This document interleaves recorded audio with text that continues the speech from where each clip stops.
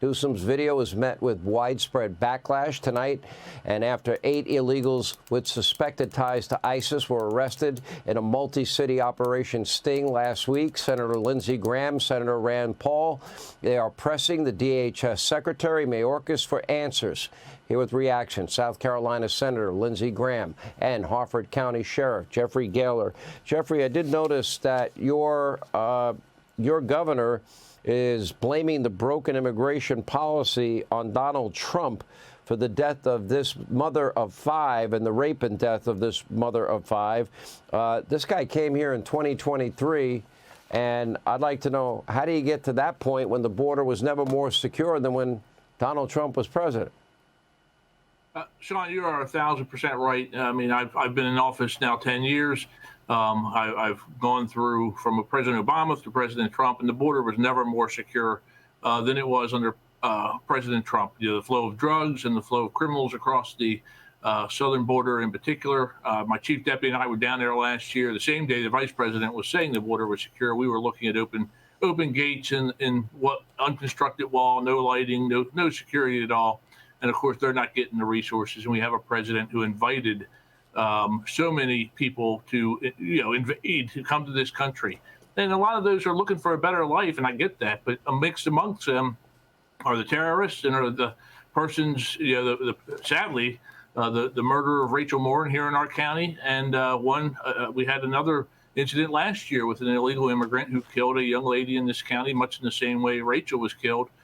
Just unacceptable. Yeah, and Senator, look, I'm sorry, but it's Joe Biden that has blood on his hands here. Yeah. Joe Biden does. These are his policies, and he's been lying to the country for 3 years. Now they decided to switch gears, blame Republicans, which is not true, because his idiotic idea would have allowed 5,000 illegals in before they even enforced the border laws.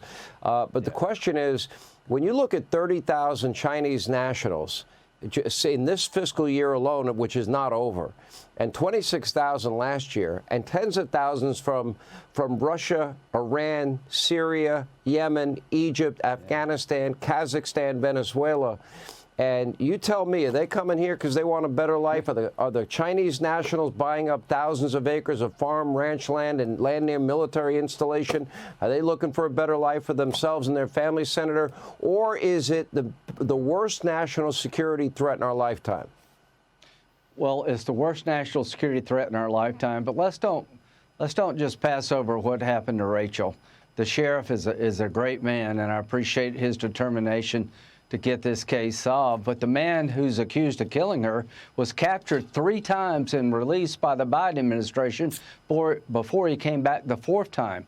The man who murdered Laken Riley, accused of killing her, was released on parole, not because of a factor in the law, no space to hold him in El Paso, Texas. So there's 2 young women murdered by people that were in our custody that were let go by the Biden administration. They do have blood on their hands. And it's about to get worse. If they do this executive order tomorrow, allowing 1 million people here illegally to be paroled in place, it's like pouring gasoline on a fire. And what about reports that we read over the weekend that, in fact, they're mailing out ballots, and some of these ballots are ending up in the homes of illegal immigrants? I mean, do we have to worry about that? Yeah, you got to worry about a lot. You got to worry about a bunch of people trying to kill us. These 8 people from Tajikistan were captured, released, then vetted.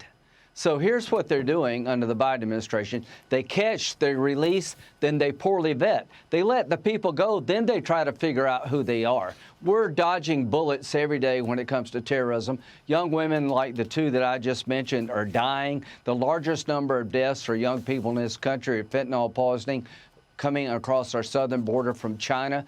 They literally have blood on their hands.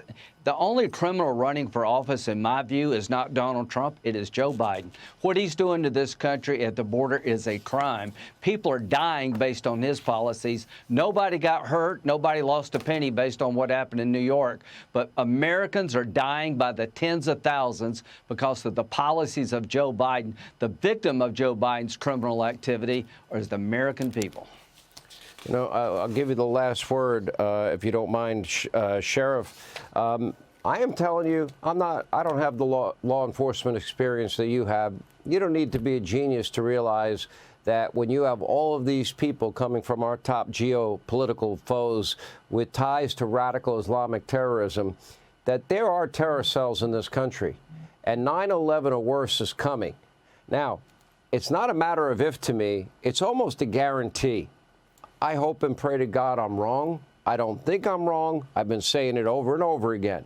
And I think the only answer, 53% of Hispanic Americans want illegal immigrants deported. 62% of Americans want illegal immigrants deported. They want the law enforced. Can that happen? Well, it's up to Congress, obviously, and 1600 Pennsylvania Avenue, as I said in my news conference about Rachel Morin's killer. Again, we a small community just 30 minutes north of Baltimore. To have two of these cases where we're not unique, this is happening all over the country. To have two of these cases right here, that just multiply that across our country, how many people are losing their lives? And certainly, yes, I do believe that you can look at the fentanyl problem and the lives that that's costing, but I do believe that we are at threat of something much bigger and terrorist related because we just fail to do, so many elected officials. My oath of office is to protect the citizens here in Harford County. It's a public safety issue. And everyone in Congress and the President of the United States needs to abide by their oath of office and do the same thing. And we need to protect the American public. Yeah, well said. All right, we appreciate it, Sheriff. Thanks for the good work you're doing. Senator Graham, I'm not looking forward to the day I have you on and being able to say, I warned you, told you this was going to happen. I pray to God that day never comes. Thank you both. Hey, Sean Hannity here. Hey, click here to subscribe to Fox News YouTube page and catch our hottest interviews and most compelling analysis. You will not get it anywhere else.